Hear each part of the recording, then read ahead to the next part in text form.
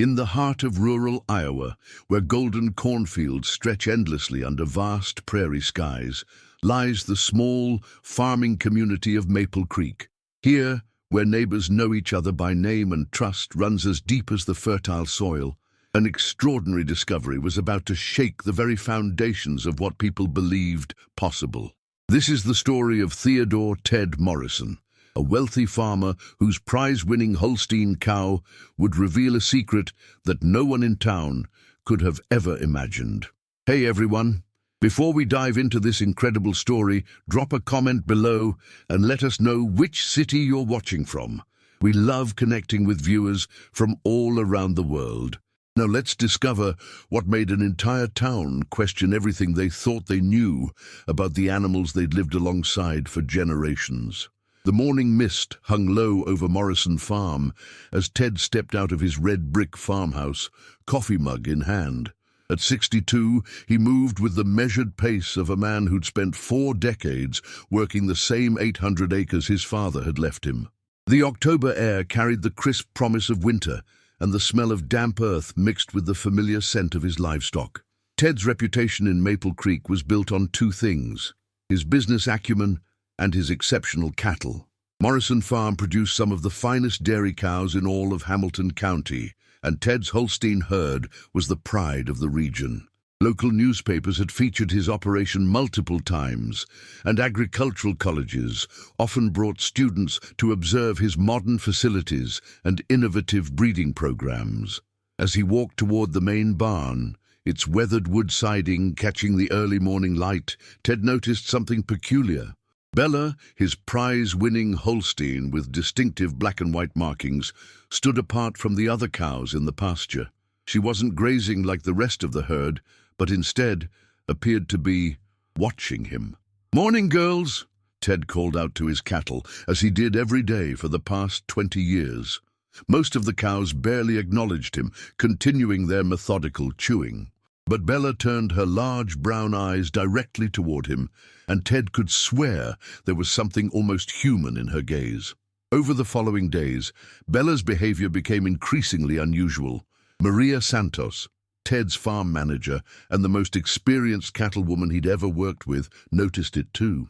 Maria had grown up on a ranch in Texas before moving to Iowa 15 years ago, and she possessed an intuitive understanding of livestock behavior that Ted deeply respected. "Mr. Morrison," Maria said one Thursday morning as they walked through the milking parlor, "something's different about Bella. She's been separating herself from the herd, and yesterday I found her near the old oak tree by the pond.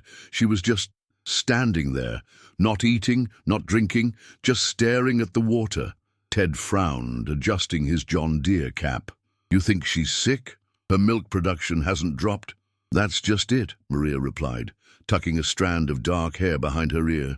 "Her health seems perfect. Blood work came back normal, but it's like she's thinking about something. I know that sounds crazy." It didn't sound crazy to Ted. He'd been noticing subtle changes too. Bella had begun responding to her name with more awareness than seemed typical for cattle. When he spoke to her, she would tilt her head in a way that suggested she was not just hearing sounds, but actually listening to words. Dr. Robert Chen, the local veterinarian who'd been serving the farming community for over 20 years, arrived on Friday for the monthly herd check. A methodical man with gentle hands and an impressive knowledge of large animal medicine. Dr. Chen had seen almost everything in his decades of practice, but when he examined Bella, even he seemed puzzled. "Physically, she's in excellent condition," Dr. Chen told Ted and Maria as they stood in the barn. The afternoon sun streamed through the high windows, creating golden columns of light filled with dancing dust particles. "Her reflexes are normal, temperature's good, heart rate steady. But I have to agree with Maria. There's something different about her behavior. It's almost as if..." "As if what, Doc?" Ted prompted. Dr. Chen hesitated, clearly struggling with how to articulate his observations. "It's as if she's more aware of her surroundings than a typical cow should be. The way she tracks movement, responds to sounds, even the way she positions herself in relation to other animals. It's subtle, but it's definitely there. That evening, Ted decided to spend more time observing Bella. As the sun set behind the rolling hills, painting the sky in shades of orange and pink, he pulled up a folding chair near the pasture fence. The other cows had settled into their evening routine, but Bella remained alert, occasionally looking toward the farmhouse as if she were monitoring Ted's activities. Sarah Fletcher, Ted's neighbor and the town's postmaster, stopped by around 7 o'clock. She was a widow in her 50s who'd moved to Maple Creek from Chicago after her husband passed, seeking the peace of rural life. Despite being relatively new to farming culture, Sarah had quickly become integrated into the community through her work at the post office, where she served as an informal information hub for local news and gossip. "Ted, I heard Dr. Chen was out here today," Sarah said, climbing out of her blue pickup truck. "Everything all right with the herd?" "Mostly," Ted replied, not taking his eyes off Bella. "Just keeping an eye on one of my girls. She's been acting unusual." Sarah followed his gaze to where Bella stood near the pond. "Unusual how?" "Hard to explain. She seems more, I don't know, alert, I guess, like she's paying attention to things that don't usually interest cattle." As if responding to their conversation, Bella turned toward them. For a moment, the three of them, Ted, Sarah, and the cow, seemed locked in a strange triangle of mutual observation. Then, Bella did something that made both humans freeze. She took 3 deliberate steps closer to the fence, stopped, and appeared to nod her head once before turning away. "Did she just—" Sarah began. "Yeah," Ted said quietly. "She did." That night, Ted lay awake thinking about Bella's behavior. Outside his bedroom window, he could hear the familiar sounds of the farm at night, the distant lowing of cattle, the rustle of corn stalks in the breeze, the occasional bark of his border collie, Rex. But something felt different, as if the normal rhythms of rural life were being subtly altered by forces he didn't understand. The next morning brought unseasonably warm weather for mid-October. Ted was checking the automatic waterers when he noticed Bella standing near the equipment shed, apparently studying a piece of machinery she'd never shown interest in before. As he approached, she didn't move away, as cattle typically would. Instead, she remained stationary, watching him with those increasingly expressive brown eyes. "What are you looking at, girl?" Ted asked gently. To his amazement, Bella turned her head toward the piece of equipment, an old plow that had belonged to Ted's father, then back to Ted, then to the plow again. The gesture was so deliberate, so purposeful, that Ted felt a chill run down his spine, despite the warm morning air. The investigation deepens word about Bella's unusual behavior began to spread through Maple Creek's tight-knit community. In a town of just 200 people, where the local diner served as the unofficial town hall and everyone knew everyone else's business, it didn't take long for the story to reach Dr. Elizabeth Warner, a professor of animal behavior at Iowa State University. Dr. Warner, a woman in her early 40s with prematurely gray hair and intense blue eyes, had spent her career studying cognitive abilities in farm animals. She'd published numerous papers on bovine intelligence and had long suspected that cattle possessed more complex mental capabilities than most people realized.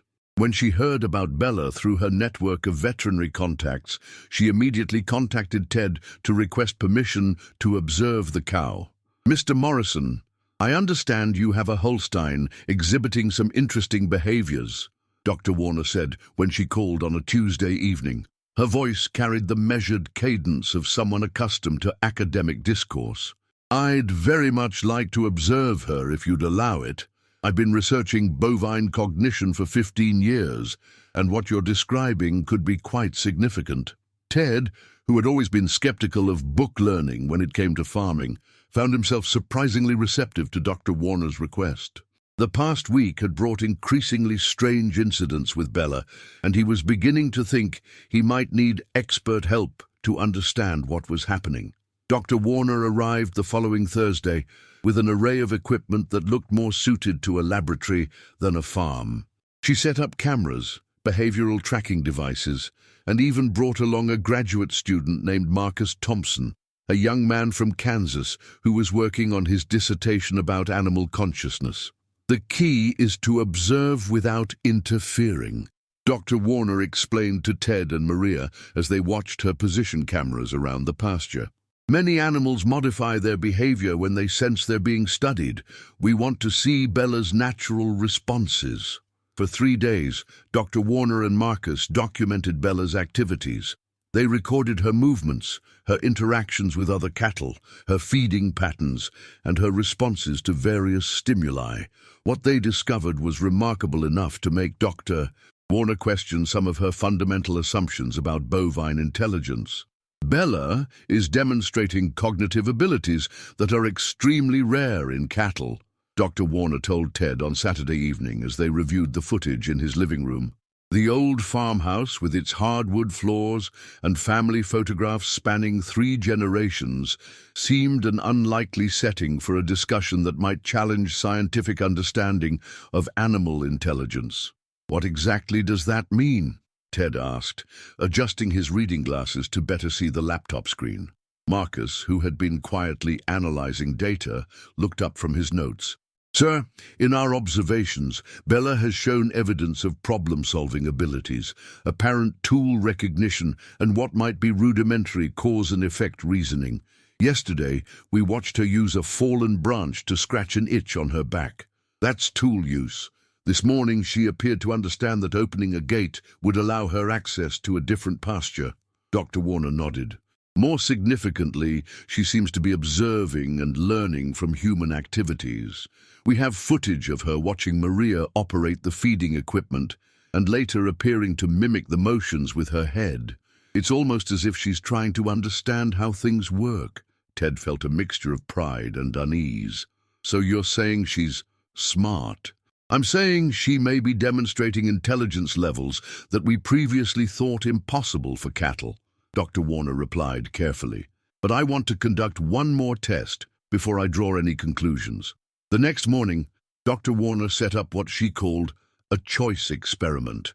She created a simple maze using portable fencing with 2 possible paths to reach a food reward. One path was shorter, but included an obstacle that would require problem-solving to overcome.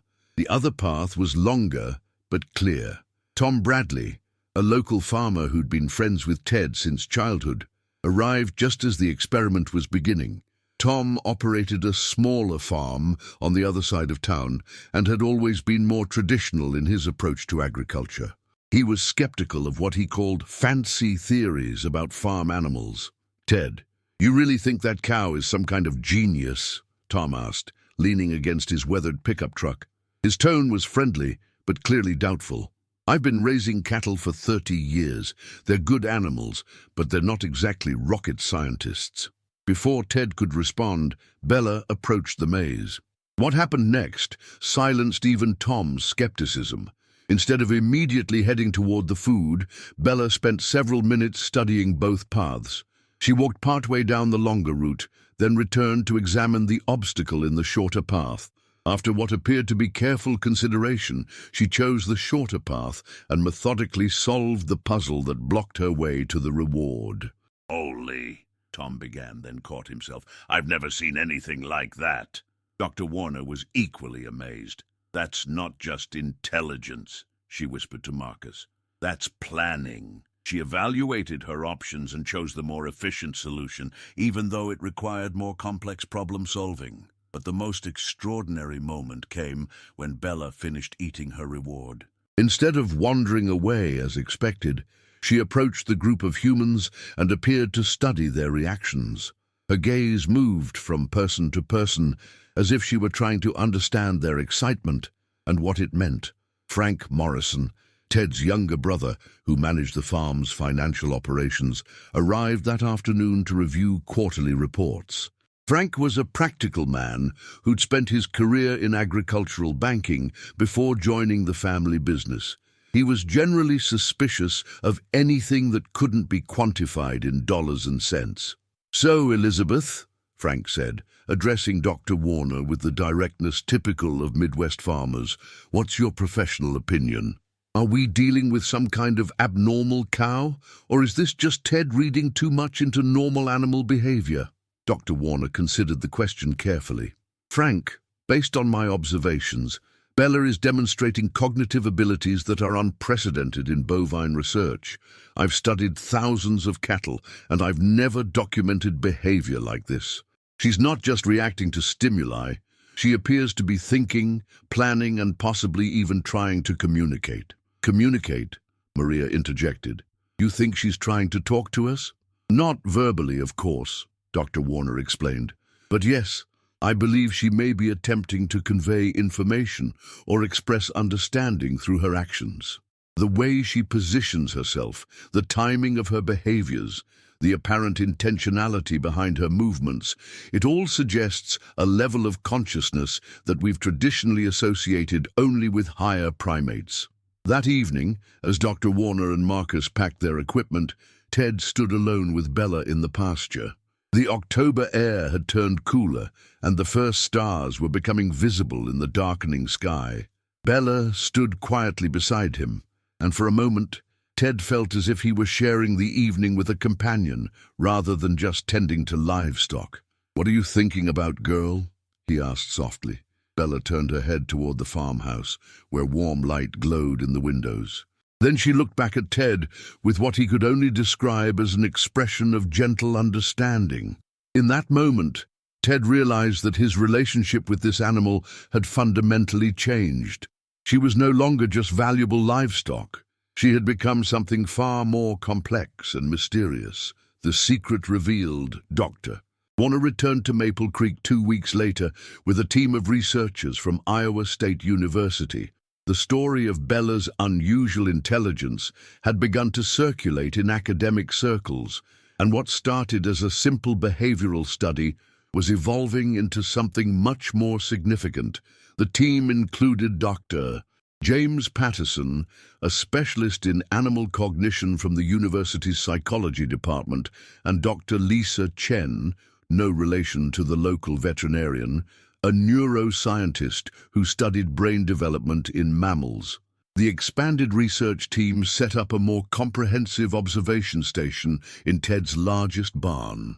They brought sophisticated equipment, including brain imaging devices, advanced behavioral tracking systems, and environmental sensors that could monitor everything from air pressure to electromagnetic fields. Ted felt somewhat overwhelmed by the scientific invasion of his farm, but his curiosity about Bella had grown stronger than his discomfort with the attention. On the third day of the expanded study, something extraordinary happened that would change everyone's understanding of the situation. Margaret Sullivan, the town librarian and unofficial historian of Maple Creek, arrived at the farm with a collection of old documents that she thought might be relevant to the research. Margaret was a meticulous woman in her early 70s who had lived in Maple Creek her entire life.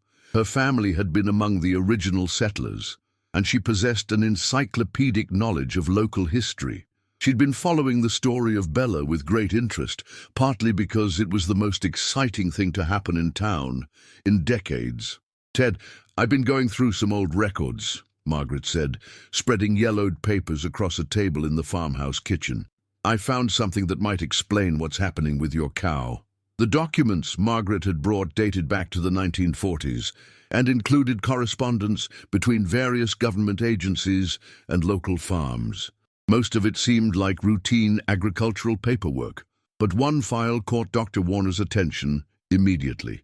"This is correspondence from the Agricultural Research Service," Dr. Warner said, adjusting her reading glasses to examine the faded text. "It appears they conducted some kind of experimental program in this area during World War II. Marcus leaned over her shoulder to read. "It says here they were testing enhanced nutrition protocols for improved livestock productivity, but some of these chemical formulations, I don't recognize these compounds." Dr. Patterson, who had been quietly reviewing other documents, looked up with a concerned expression. "Elizabeth, you need to see this." According to these records, the Morrison farm was one of several properties selected for what they called Project Bucolic. It appears to have involved experimental feed supplements that were designed to, and I'm reading directly from this memo, optimize cognitive development in large farm animals for potential wartime applications. Ted felt a chill run through him. Wartime applications. What does that mean? Margaret, who had been listening intently, spoke up. My father mentioned something once about government researchers coming to farms during the war. I always thought he was just telling stories, but he said they were looking for ways to make farm animals more useful for the war effort. He said they talked about training cattle to detect enemy aircraft or something like that. Dr. Warner was now reading through the documents with intense concentration. According to this, the experimental feed supplements contained a combination of vitamins, minerals, and something called Compound X47. The effects were supposed to enhance cognitive function and increase learning capacity. But that was 80 years ago, Ted protested. Even if my grandfather participated in some government program, how would that affect Bella now? Dr. Chen, the neuroscientist, had been studying a different set of documents. Ted, according to these records, the effects of the experimental compounds were designed to be hereditary. They were trying to create genetic changes that would be passed down through multiple generations. If your herd descended from cattle that participated in this program, the implications hit everyone simultaneously. Bella's extraordinary intelligence wasn't an anomaly. It was the result of decades-old genetic modifications that were finally expressing themselves in an observable way. Over the next few days, the research team conducted extensive genetic testing on Bella and several other cows in Ted's herd. What they discovered was remarkable. Bella carried genetic markers that suggested her lineage had indeed been affected by the wartime experiments. More surprisingly, several other cows in the herd showed similar markers, though none had displayed Bella's level of behavioral sophistication. Pastor David Williams, who had served the Maple Creek community for over 15 years, visited the farm during this period. A thoughtful man who often grappled with questions about the relationship between science and faith, Pastor Williams found the discoveries both fascinating and challenging. Ted, I've been thinking about what this means, Pastor Williams said as they walked through the pasture together. If these animals possess higher intelligence, how does that change our relationship with them, our responsibilities toward them? It was a question that had been weighing heavily on Ted's mind. Bella was not just valuable livestock anymore. She was a sentient being with apparent thoughts, feelings, and awareness. The ethical implications were staggering. Dr. Warner shared similar concerns. We're dealing with an unprecedented situation, she told the team during one of their evening meetings. If Bella and potentially other cattle in this herd possess enhanced cognitive abilities, we need to completely reevaluate how they should be treated, housed, and cared for. The discovery also raised practical questions. Jack Reynolds, who owned the local feed store and had been supplying Morrison Farm for 20 years, worried about the broader implications for the farming community. If this gets out to the general public, Jack said during a town meeting that had been hastily organized to discuss the situation, it could change everything about how people think about livestock. The animal rights groups will go crazy. The government might want to shut down farms. This could destroy our way of life. But Bella herself provided the most compelling argument for how she should be treated. During the final week of the expanded research, she began displaying behaviors that could only be described as communication attempts. She would approach the researchers and perform specific actions that seemed designed to convey information. When she wanted fresh water, she would walk to the empty trough and then look directly at the nearest human. When she wanted access to a different pasture, she would stand at the gate and make eye contact until someone noticed her request. Most remarkably, she began showing what appeared to be emotional responses to the humans around her. She seemed particularly bonded to Ted and Maria, following them around the farm and appearing distressed when they left for extended periods. When Dr. Warner announced that the research phase was concluding, Bella seemed to sense the change in atmosphere and became notably more subdued. She knows something's happening, Maria observed, as they watched Bella standing apart from the other cattle, looking toward the farmhouse, where the researchers were packing their equipment. "Look at her body language. She's worried." Ted realized that the discovery of Bella's intelligence had created a new kind of relationship between them, one based not just on the traditional farmer-livestock dynamic, but on mutual recognition and respect. He had gained not just a remarkable animal, but something approaching a friend, a new understanding. The story of Bella and the Morrison farm began to attract national attention when Dr. Warner published her preliminary findings in the Journal of Animal Cognition. Within days, reporters, animal rights activists, and government officials were contacting Ted, all wanting to know more about the genius cow of Maple Creek. Jennifer Martinez, a reporter from the Des Moines Register, was among the first journalists to visit the farm. A seasoned agricultural reporter who had covered farming issues throughout the Midwest for over a decade, Jennifer approached the story with both skepticism and curiosity. "Mr. Morrison, there are people claiming your cow is as intelligent as a dog or even a young child," Jennifer said as she set up her recording equipment in Ted's living room. "That's a pretty extraordinary claim. Can you walk me through what you've actually observed?" Ted had grown more comfortable talking about Bella's abilities as the weeks passed. "Jennifer, I've been raising cattle for 40 years. I thought I knew everything about how these animals behave. But Bella, she's different. She solves problems, she responds to her name, and I swear she understands when we're talking about her. Yesterday I mentioned to Maria that we needed to move the herd to the south pasture, and Bella was already walking toward the gate before we even started herding the other cows." The media attention brought both opportunities and challenges. Dr. Amanda Foster, a representative from the USDA, arrived to investigate the potential implications of the wartime experiments for current agricultural practices. A methodical bureaucrat with 30 years of government service, Dr. Foster was primarily concerned with regulatory compliance and public safety. "Mr. Morrison, we need to determine whether there are other animals in your herd or in the region that might have been affected by these historical experiments," Dr. Foster explained during her visit. "If there are widespread genetic modifications in the local cattle population, we need to assess any potential risks or benefits." But the government's interest wasn't purely scientific. Colonel Michael Stevens, who claimed to represent the Department of Defense, also visited the farm. A stern man in his 50s with the bearing of a career military officer, Colonel Stevens asked detailed questions about Bella's capabilities and seemed particularly interested in her problem-solving abilities. "Mr. Morrison, enhanced animal intelligence could have significant applications for national security," Colonel Stevens said during a private meeting. "We'd be interested in discussing the possibility of acquiring some of your cattle for further research." Ted felt deeply uncomfortable with the idea of Bella becoming a government research subject. "Colonel, these animals aren't weapons or tools. They're living beings with thoughts and feelings. I'm not going to hand them over to be experimented on." The ethical dimensions of the situation became even more complex when animal rights advocates began arriving in Maple Creek.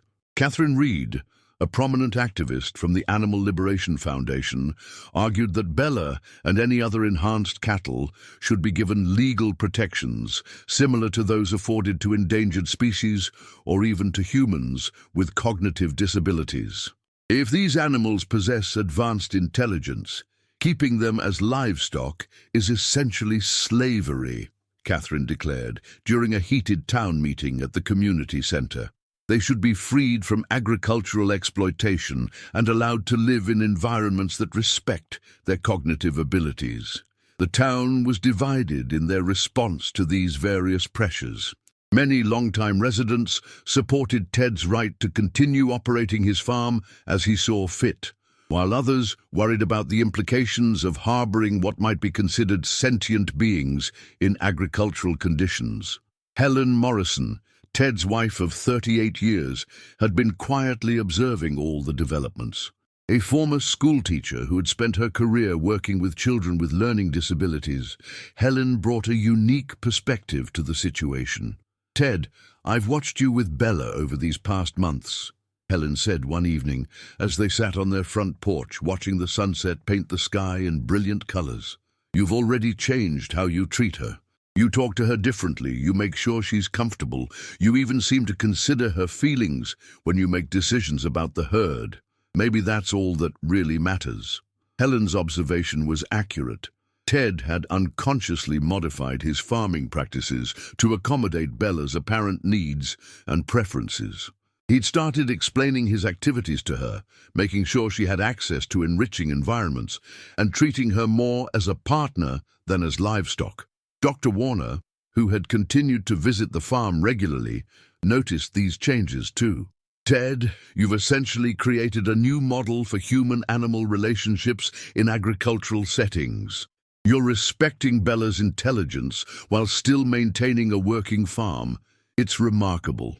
The solution that eventually emerged was as innovative as it was practical. Working with Dr.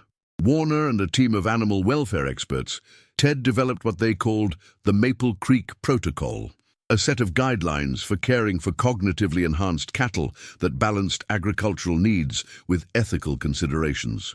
The protocol included provisions for environmental enrichment, opportunities for problem-solving and exploration, social interaction with both humans and other cattle, and medical care that recognized the animal's advanced awareness. Most importantly, it established that such animals should be treated as partners in agricultural operations rather than merely as resources. Bella herself seemed to approve of the new arrangements. She took on what could only be described as a leadership role among the herd, often guiding other cattle to food sources, alerting humans to problems, and even appearing to comfort distressed animals. Her intelligence had become not just a scientific curiosity, but a valuable asset in the day-to-day operations of the farm. The story of Bella and Morrison Farm ultimately became a model for rethinking the relationship between humans and domestic animals. Agricultural colleges began incorporating the Maple Creek Protocol into their curriculum, and other farms started implementing similar approaches with their livestock. 6 months after the initial discovery, Ted stood in the same pasture where he'd first noticed Bella's unusual behavior. The October morning was crisp and clear, much like the day when everything had started. Bella approached him as she did every morning, but now their interaction carried a depth of mutual recognition that would have seemed impossible just months before. "Morning, Bella," Ted said, as he had countless times before. But now, when she responded with what appeared to be a gentle nod, he knew he was communicating with a being whose intelligence and awareness deserved respect and consideration. The discovery had challenged everything the community of Maple Creek thought they knew about animals, intelligence, and the relationship between humans and the creatures we share our world with. But in the end, it had also revealed something profound about the capacity for understanding and connection that exists between all conscious beings. As Ted watched Bella join the rest of the herd for their morning routine, he reflected on how much his life had changed. He was still a farmer, still working the same land his family had owned for generations. But now he was also something more. A pioneer in a new understanding of what it means to share our world with other intelligent species. The mystery of Bella's intelligence had been solved, but it had opened up even larger questions about consciousness, communication, and community that would continue to challenge and inspire everyone who encountered her remarkable story. That's the incredible story of Bella and Morrison Farm. What do you think about this discovery and how it changed an entire community's understanding of animal intelligence? Drop a comment below and let us know which city you're watching from. We love connecting with our viewers from around the world. If you enjoyed this story, make sure to like the video and subscribe for more amazing tales that will make you see the world in a completely new way. Until next time, keep questioning what you think you know, You never know what extraordinary secrets might be hiding in plain sight.